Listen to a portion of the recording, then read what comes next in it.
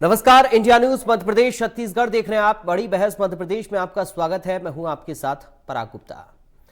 प्रधानमंत्री नरेंद्र मोदी के कार्यकाल के 8 साल पूरे हो चुके हैं। ऐसे में देश भर में बीजेपी इसे एक पर्व के रूप में मना रही है। मध्य प्रदेश में भी बीजेपी 1 जून से 15 जून तक केंद्र सरकार की तमाम जन हितैषी योजनाओं का जनता में प्रचार करने की योजना बना रही है। इसके लिए बीजेपी ने अपने विधायकों और सांसदों समेत सभी पदाधिकारियों को अलग अलग टारगेट दिए हैं। मंडल और बूथ स्तर पर जाकर युवाओं की टोली आम मतदाताओं से संवाद कर केंद्र सरकार की योजनाओं का प्रचार करेगी। मध्य प्रदेश के मुख्यमंत्री शिवराज सिंह चौहान और बीजेपी के प्रदेश अध्यक्ष वीडी शर्मा ने भोपाल में प्रेस कॉन्फ्रेंस कर पीएम मोदी को विकास पुरुष बताया है। सीएम शिवराज ने कहा कि पीएम मोदी ने देश की सियासत का ट्रेंड बदला है और वो सच्चे विकास के रूप में सामने आए हैं। बीजेपी प्रदेश अध्यक्ष वीडी शर्मा ने भी मोदी के इन 8 साल के कार्यकाल की जमकर तारीफ की। दूसरी ओर कांग्रेस मोदी सरकार के 8 साल को जनता के साथ धोखा करार दे रही है। पूर्व सीएम और पीसीसी चीफ कमलनाथ ने कहा कि महंगाई और बेरोजगारी के मुद्दे पर नरेंद्र मोदी पूरी तरह से फेल रही हैं। मध्य प्रदेश में अगले महीने नगरीय निकाय चुनाव है। ऐसे में दोनों ही दल मोदी के कार्यकाल के बहाने जनता में अपनी पैठ बनाना चाहते हैं। जहां एक तरफ बीजेपी योजनाओं के लाभार्थियों को वोट बैंक में बदलना चाहती है, तो वहीं कांग्रेस महंगाई और बेरोजगारी जैसे मुद्दों पर जनता के गुस्से को अपने फेवर में बनाना चाहती है। ऐसे में सवाल यह है कि अगर बीजेपी के 8 साल बेमिसाल रही हैं, तो फिर कांग्रेस को मलाल क्यों है? आज इसी मुद्दे पर करेंगे चर्चा। हमारे साथ खास मेहमानों का एक पैनल भी जुड़ेगा, लेकिन उससे पहले सुनिए क्या कुछ राजनीतिक प्रतिक्रियाएं सामने आई हैं। राजनीति का एजेंडा आप देख लीजिए, बदल गया है। परिवारवाद अब कांग्रेस को कहना पड़ रहा है कि एक ही टिकट देंगे, एक परिवार में एक ही टिकट देंगे, एक परिवार में। ये चमत्कार कौन कर सकता है? भारतीय राजनीति के एजेंडे को विकास और सुशासन से जोड़ा है तो प्रधानमंत्री श्रीमान नरेंद्र मोदी जी ने जोड़ा है। ये फरेब की राजनीति मैं देख रहा था रास्ते में, बड़े बड़े मोदी जी के 8 साल बड़े बड़े होर्डिंग लगे हैं। ये 8 साल का परिणाम जो बेरोजगारी में नंबर 1, हमारे जो बड़ी कठिनाई से बनाए थे, इसके साथ का जो ये मैंने आपको दिया था, ये तो है ना, ये है जिले वाइज कि कहाँ कितने हैं।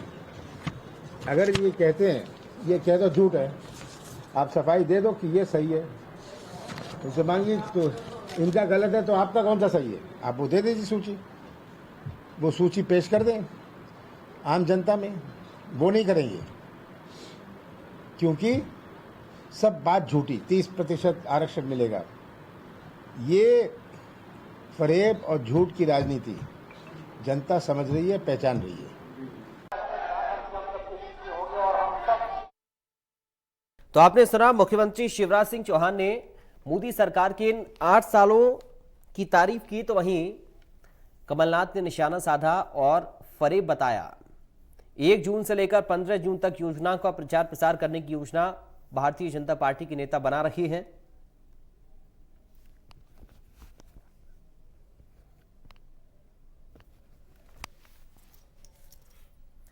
और साथ कांग्रेस पार्टी से प्रवक्ता अवनीश बुंदेला इस वक्त जुड़ गए हैं। चर्चा की शुरुआत अवनीश जी आपके साथ में करते हुए सवाल मेरा पहला यही है कि बीजेपी तो इन 8 सालों को एक विकास की बहार बता रही है, विकास पुरुष मुख्य प्रधानमंत्री नरेंद्र मोदी को बता रहे हैं बीजेपी के नेता, और कांग्रेस पार्टी कह रही है दरअसल ये फरेब किया है, महंगाई और बेरोजगारी पर मोदी सरकार फेल रही है। आपके क्या कुछ इसको लेकर तर्क हैं? आधार क्या है आपका इस सरकार को फेल बताने का? अवनीश बुंदेला जी, आपसे पहला रिएक्शन चाहूंगा इस पर। मुझे मोदी सरकार की आप सफलताएं बताएं। मतलब इनके 3 काम है भाजपा के: भोजन, बैठक और विश्राम। आज भी इन्होंने एक बड़ा आयोजन किया। मुझे बताएं, जब पूरे देश में जब आप देखें पूरे बेरोजगारी, इनके खुद के आंकड़े 7.5 करोड़ बताए जाते हैं, हर वर्ष 2.5 करोड़ बेरोजगार बढ़े हैं, तो क्या ये बेमिसाल है? आप मुझे बताएं, जब लोग कोरोना से मर रहे थे तब मोदी जी ताली और थाली बजवा रहे थे, दीप जलवा रहे थे, दूसरी दिवाली मनवा रहे थे, तो क्या ये बेमिसाल है?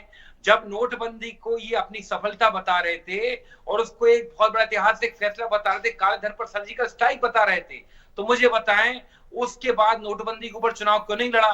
और उसके बाद जो जीडीपी जो 9% पर थी वो धड़ाम से आकर 4% के नीचे चली गई। तो क्या ये सफलता है? जब आपने जीएसटी को ऐतिहासिक फैसला बताया था, तो जीएसटी, मुझे इस बात का जवाब दें, तो उसके बाद क्या हुआ कि जीएसटी में आपको आज तक 3,500 से ज्यादा तरह की आपको उसमें सुधार करना पड़े, चेंजेस करना पड़े। जब आप कोरोना आता है तो लोगों को मरने के लिए आप छोड़ देते हो, सड़कों पे मजदूरों को मरने के लिए आप छोड़ देते हो, पैदल चलने के लिए आप छोड़ देते हो, और मोदी जी मस्त रहते हैं अपने महल में।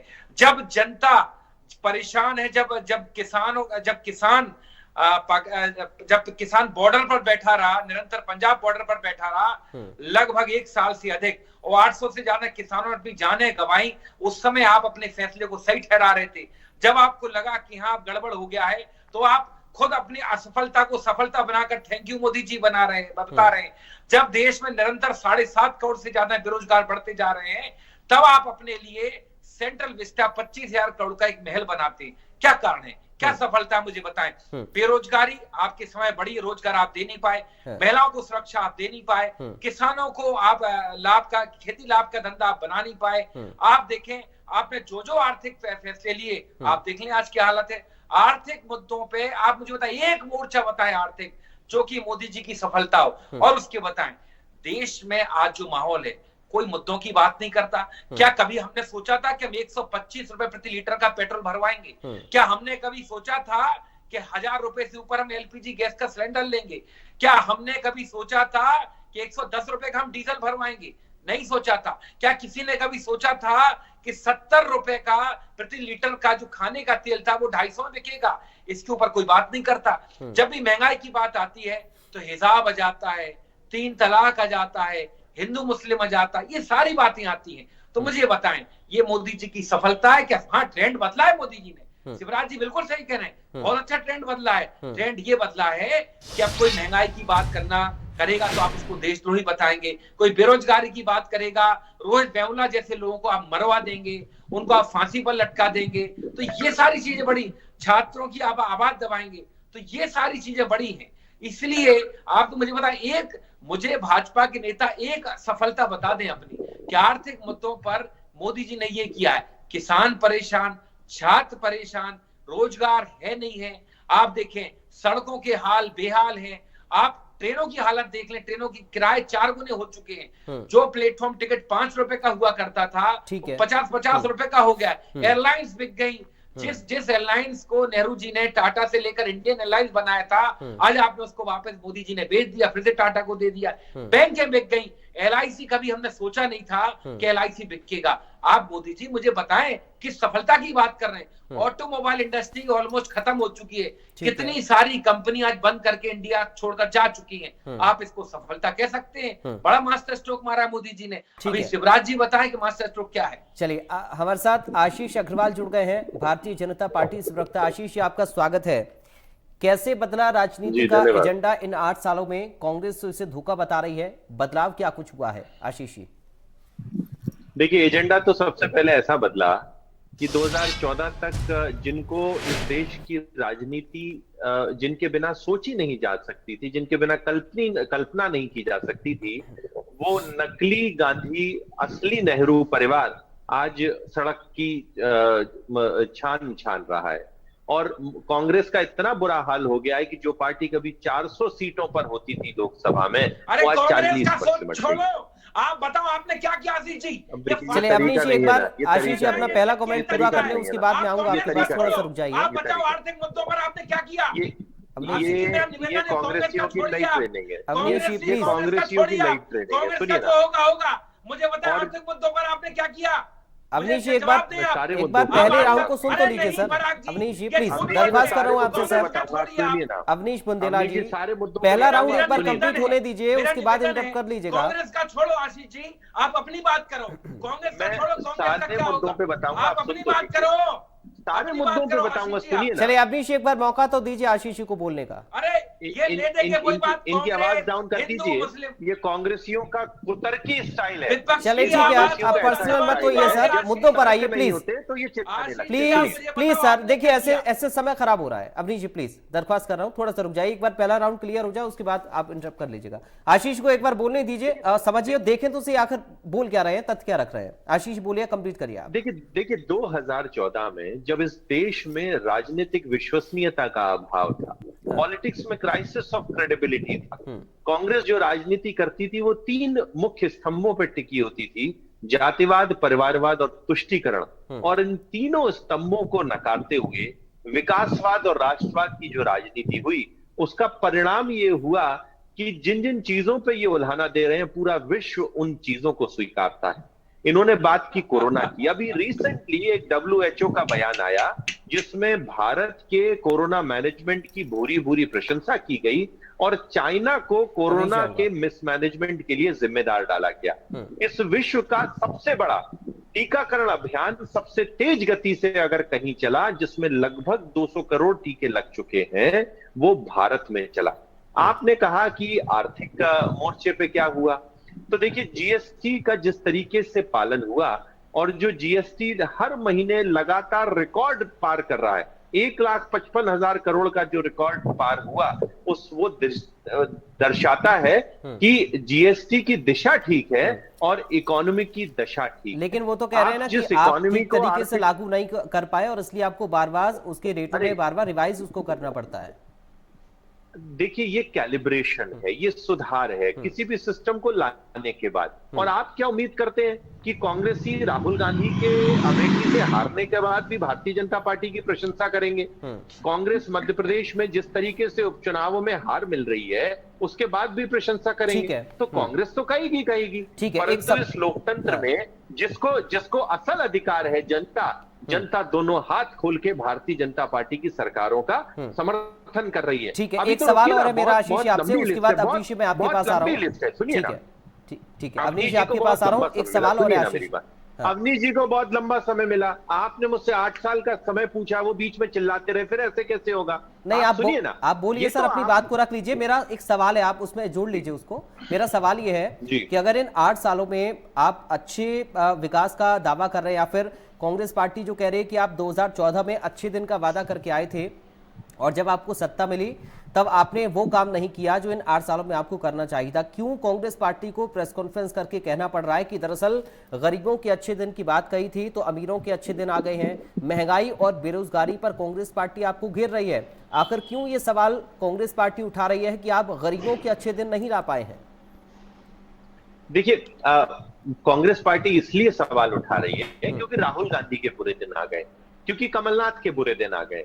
गरीबों के अच्छे दिन तो तभी आएंगे ना जब प्रधानमंत्री आवास योजना में प्रधानमंत्री आवास योजना के माध्यम से करोड़ों आवास मिलेंगे, जब उज्ज्वला योजना के माध्यम से करोड़ों गैस सिलेंडर मिल रहे हैं, आयुष्मान योजना के माध्यम से करोड़ों लोगों को इलाज मिल रहा है, जब 80 करोड़ लोगों को मुफ्त में अन्न मिल रहा है, अरे ये वो गरीब ही तो है। अब कांग्रेस के लिए गरीब अगर राहुल गांधी है, जो बैंकॉक में जाके पार्टी कर रहे हैं, जो नेपाल की पब में बैठ के कांग्रेस की गरिमा को तार तार कर रहे हैं, तो ऐसे गरीबों के दिन तो आएंगे ही नहीं।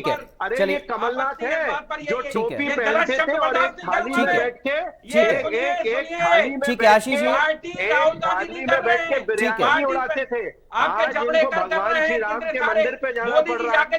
इन तुष्टीकरण की राजनीति करने वाले लोगों को, इन तुष्टीकरण की राजनीति करने वाले लोगों को, ठीक है, तुष्टीकरण की राजनीति करने आ रहा वाले हूं सर आपके पास में। आशीष ठीक है, अब देखिए अवनीश जी आपकी बातों पर जवाब देना चाह रहे हैं, उनको सुन लेते हैं। और मैं प्लीज दरख्वास्त करूंगा आप दोनों से ही कि पर्सनल टिप्पणी करने से बचें ताकि किसी को आपत्ति ना हो। अवनीश जी अपनी बात रखिए आप। देखिए राहुल गांधी अगर बाहर में जाएंगे और बैंकॉक घूमेंगे तो क्या टिप्पणियां नहीं होंगी? ठीक है सर आशीष, अब हो गया सर, अवनीश जी को सुन लीजिए। पूरे देश ने नहीं देखा क्या राहुल गांधी पब में क्या कर रहे थे? राहुल जी एक शादी समारोह में थे, सुनिए। राहुल और गांधी आपको पब मालूम में क्या कर रहे थे? अवनीश बुंदेला, पहले उसका जवाब दो।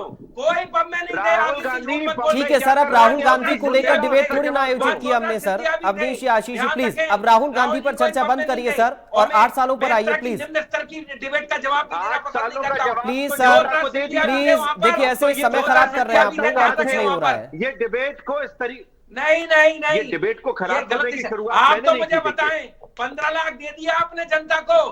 गैस सिलेंडर की जो बात कर रहे हो उज्ज्वला के अंतर्गत, एक बार के बाद सिलेंडर भरवा पाए आप? मुझे बताओ आप कितनी स्मार्ट सिटी बना दी आपने? मुझे बताओ 2 करोड़ रोजगार 350 साल से जो नंदी खड़े हैं उनकी प्रतीक्षा समाप्त हो जाएगी। बोलते हो और राहुल जी के आप 15 साल 15 लाख की बात कर रहे हो, यही बात करते हो।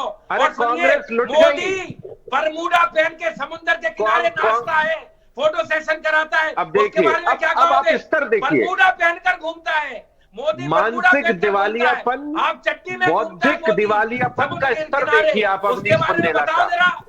अरे मुझे बताओ, अवनीश बुंदेला का बौद्धिक दिवालियापन देखिए आप। अरे तुम्हारा बौद्धिक दिवालियापन। अरे अवनीश बुंदेला, अरे अवनीश बुंदेला, तुम कब सड़क प्लीज का प्रवक्ता हो गए? प्लीज सर, प्लीज अब आप दोनों लोग शांत हो जाइए। प्लीज थोड़ी भाषा की मर्यादा का ख्याल रखिए, थोड़ी भाषा की मर्यादा का ख्याल रखिए सर। आप टीवी पर बैठकर इस तरीके से बात कर रहे हैं, अच्छा नहीं लगता है।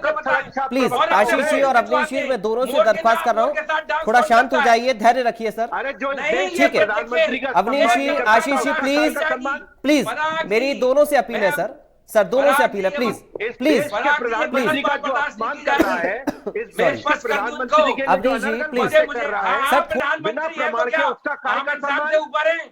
मुझे बताएं कि मोदी हाफ पैंट पहनकर समुद्र किनारे अरे आप थोड़ा रुकिए तो सही सर। अवनीश बुंदेला क्या करते हैं? सड़क छाप प्रवक्ताओं की तरह बात सर मत करो। समय खराब कर रहे हैं आप लोग, प्रधानमंत्री सिर्फ हैं। फालतू की बहस करके आप समय खराब कर रहे हैं सर। थोड़ा भाषा की मर्यादा का ख्याल रखिए सर। टेलीविजन पर बोलकर, टेलीविजन पर बैठकर इस तरह की भाषा शोभा नहीं देती आप जैसे सम्मानित प्रवक्ताओं को। Please please sir, please please Avneesh ji, sir मुद्दों पर चर्चा करिए ना सर, तर्कों के आधार पर, तथ्यों के आधार पर चर्चा करिए। इस तरीके से लगातार हम बैक टू बैक बोले, हम लगातार बोले तो इससे दर्शकों का समय खराब होता, वो नहीं समझ पा रहे आप लोग क्या क्या चर्चा कर रहे हैं, किन मुद्दों को आप लेकर जा रहे हैं, डिबेट कहां पर है और कहां चर्चा जा रही है, ये गलत है। प्लीज मैं एक मिनट सर, अवनीश जी सुन लीजिए आप सर, मुझे तो बोलने का मौका दीजिए sir please. Avneesh ji please रुकिए, अभी ऑन एयर आपकी आवाज नहीं जा रही है प्लीज। आशीष जी और अवनीश जी, आप दोनों की आवाज ऑन एयर नहीं जा रही है, मुझे सुन लीजिए प्लीज, कम से कम मुझे तो बोलने का मौका दीजिए। मैं ये कह रहा हूं कि भाषा की मर्यादा का थोड़ा तो ख्याल सम्मानित प्रवक्ताओं को कम से कम रखना पड़ेगा। टीवी पर बैठकर इस तरह की भाषा का हम तू तड़ाक इस्तेमाल नहीं कर सकते हैं। और आप दोनों एक दूसरे के ऊपर निजी टिप्पणी करने से बचें, अपनी पार्टी के प्रवक्ता के तौर पर आप लोग राय रखें, ये ज्यादा बेहतर है। मोदी सरकार के 8 सालों पर हम चर्चा कर रहे हैं, आप मोदी जी के घूमने पर चर्चा कर रहे हैं, वो राहुल जी के घूमने पर चर्चा कर रहे हैं, ये गलत है। प्लीज समय खराब हो रहा है और कुछ नहीं हो रहा है। अब मैं अवनीश जी आपसे अपना सवाल लेकर आ रहा हूं और प्लीज आप सवाल पर जवाब दीजिएगा, उसके बाद आशीष जी आपको मौका दूंगा। अवनीश जी, मेरा सवाल आपसे यह है कि अगर 2014 से लेकर 2019 तक भी 5 सालों में बीजेपी ने विकास के काम नहीं किए और आपने बताया कि महंगाई, बेरोजगारी, जीएसटी, नोटबंदी और तमाम सारी चीजें बीजेपी ने बुझाने की कोशिश की मगर कोई काम नहीं आया, तो क्यों 2019 में जनता ने फिर भरोसा जताया है? क्या आप लोग इन मुद्दों को जनता तक सही तरीके से नहीं पहुंचा पाए, इसलिए 2019 का नतीजा भी बीजेपी के पक्ष में आया और अब 2024 भी नजदीक है सर? अमेठी हार गए। देखिए मैं आपको देखिए अब ये बीच में बोल रहे हैं आशीष जी प्लीज, देखिए मैं बर्दाश्त नहीं करूंगा, मैं अब बिल्कुल बर्दाश्त नहीं करूंगा, मैं सीधा ऑडियो आपको डाउन करूंगा, मुझे अच्छा नहीं लगेगा आपको ऑडियो डाउन करते हुए। दोनों से मैं कह रहा हूं कि एक दूसरे के बीच में ना बोले, एक एक करके अपनी बात को रखें। अमेठी हारने पे जवाब ले लें जरूर। ठीक है सर, आशीष जी मैं जवाब ले लूंगा और आप भी सवाल कर लीजिए, मुझे कोई आपत्ति नहीं है, आप दोनों एक दूसरे से सवाल करिए, लेकिन एक मर्यादा में रहकर और एक एक करके। अवनीश जी अपनी बात पूरी कर लें, उसके बाद आशीष जी आपके पास आऊंगा। पराग जी, अवनीश जी बोलिए। समझिए आप पराग जी, जब ये नोटबंदी करते हैं, जीएसटी जैसे बड़े निर्णय लेते हैं, उन मुद्दों पर चुनाव क्यों नहीं लड़ते हैं? चुनाव लड़ते हैं आप 2019। अब ये कौन से विषय पर जवाब दे रहे हैं? आशीष थोड़ा धैर्य तो रखिए सर। चुनाव लड़ते हैं आप, ये तो कह देते कि हमने सर्जिकल स्ट्राइक, लेकिन ये नहीं बताते कि 44 जो सैनिक मारे गए वहां पर 350 किलो आरडीएक्स कैसे पहुंचा। आपने जनता को भ्रमित किया और आपने चुनाव लूटा। मैंने कह रहा जीता, इन्होंने चुनाव को लूटा है। हम तो आज भी कहते हैं, लेकिन अवनीश जी, ये तो आप जनता के विश्वास पर आप सवाल उठा रहे हैं ना कि उन्होंने बीजेपी के ऊपर विश्वास किया, जनता ने वोट किया, तो आप जनता की समझ पर सवाल उठा रहे हैं कि जनता लूट गई। ये मुझे बताएं, कोर एजेंडे जो आपके होते चुनाव में, जब आप कोर एजेंडे के ऊपर बात नहीं करते हैं, उनके ऊपर डिस्कशन नहीं करते हैं, उनके ऊपर उनको फुलफिल नहीं करते जनता को, तो वो फिर आप कैसे जनता की, आप तुम्हें सबसे बड़ी बताएं, 15 लाख का वादा मोदी जी का था क्या नहीं था, क्या मिले? स्मार्ट सिटी कितनी बन गई देश में, मुझे बता दो आप। बुलेट ट्रेन का क्या हुआ? कि गुजरात चुनाव की वोटिंग के 4 दिन पहले सी प्लेन लेकर आए थे, 5 साल हो गए, क्या सी प्लेन बना क्या गुजरात में? क्या आप फिर से गुजरात के तो ये मोदी का भ्रमित करने का तरीका है। और इस तरह से ये चुनाव जीतने की, हर चुनाव में एक नई चीज लेकर आते हैं, हर बार एक नई चीज लेकर आते हैं, लेकिन आगे पाठ पीछे सपाट। अरे हम तो साफ सीधे कहते हैं, आर्थिक मुद्दों पर आप निरंतर फेल क्यों हो रहे हैं? जीडीपी इतने नीचे क्यों चली गई? जो आयात जो एक्सपोर्ट पहले हमारा 25% के आसपास था सकल घरेलू उत्पाद का, वो आज 15% के आसपास क्यों आ गया है? उसका जवाब दें आप। रोजगार निरंतर क्यों कम हो रहा है? ठीक है, चलिए अब आशीष जी से जवाब ले लेता हूं, क्योंकि अब समय भी कम बचा हमारे पास। ठीक है अवनीश जी, अब जवाब ले लेते हैं आशीष जी से, अब समय भी कम बचा है। आशीष जी देखिए, अर्थव्यवस्था डाउन हो गई है, महंगाई चरम पर है, बेरोजगार युवा हो रहे हैं, इन सब मुद्दों को लेकर कांग्रेस पार्टी आपको घेर रही है। 24 का विजन क्या है आप लोगों का? क्या इन मुद्दों पर जवाब देने के लिए आप लोग तैयार हैं? आशीष जी देखिए, 2 बातें, ये राहुल गांधी की क्लास से पढ़े हुए प्रवक्ताओं का ज्ञान कम से कम आपके चैनल के जो प्रबुद्ध दर्शक हैं उनको भ्रमित नहीं करना चाहिए। सुनिए ना, अब चिल्लाइए नहीं। ठीक है, नहीं तो समय का महीनों पे आ जाऊंगा मैं। सुनिए ना, आप सुनिए, इस विश्व में भारत सबसे चमकती हुई अर्थव्यवस्था है। भारत की जीडीपी अभी भी 8% से अधिक का तेजी से बढ़ने वाली है, और इस कोरोना में जब दूसरे देश छिन्न भिन्न बढ़े हैं, भारत एक चमकते सूर्य की तरह इस पूरे विश्व में किरणें बिखेर रहा है। और ये रास नहीं आ रहा कांग्रेसियों को। अरे ये तो अगर भारतीय जनता पार्टी के विषयों पे बात करना चाहते हैं तो योगी जी का पहला चुनाव नोटबंदी पे लड़ा गया, उत्तर प्रदेश की जनता ने मैंडेट दिया। उसके बाद इन्होंने जो दूसरे चुनाव लड़े वो राफेल पे लड़े, राफेल पर इनको मुंह की खानी पड़ी। अरे विपक्ष विषय उठाता है, सरकार अपने कार्यों को गिनाती है और जनता तय करती है। जहां पर आप जीत जाते हो वहां पर ठीक है, और जहां पर आपको मुंह पे खानी पड़ती है। राहुल गांधी, चलिए ठीक है सर, राहुल गांधी नेपाल में जाके बार में ऐड छुड़ा रहे हैं। इस देश की जनता ने उनको अमेठी में नकार दिया, और आप जैसे प्रवक्ता चिल्ला के इस देश का, चलिए ठीक है, आज अवनीश जी और आशीष जी, ठीक है सर, ठीक है, अवनीश बुंदेला जी और आशीष अग्रवाल जी, आज समय मुझे इतनी इजाजत दे रहा है। आप दोनों अपने अपनी पार्टी के मुद्दे उठा रहे हैं और हम कोशिश कर रहे हैं कि दोनों का पक्ष हम इसलिए रख पाए कि दर्शक समझ पाए, जनता आप लोगों को सुन पाए, समझ पाए कि असल मुद्दे आखिर क्या है। तो जाहिर तौर पर एक सकारात्मक चर्चा के लिए असल मुद्दों का होना जरूरी तथ्य और तर्कों के आधार पर है। मोदी सरकार अपने 8 सालों के बड़े फैसलों को आगे रखकर चल रही है, अपना एक विजन और एजेंडा सेट करने की कोशिश इन फैसलों को लेकर हो रही है। उधर महंगाई, बेरोजगारी, अर्थव्यवस्था और ना जाने तमाम ऐसे कितने मुद्दे जिनको लेकर कांग्रेस पार्टी 24 की तैयारी में है।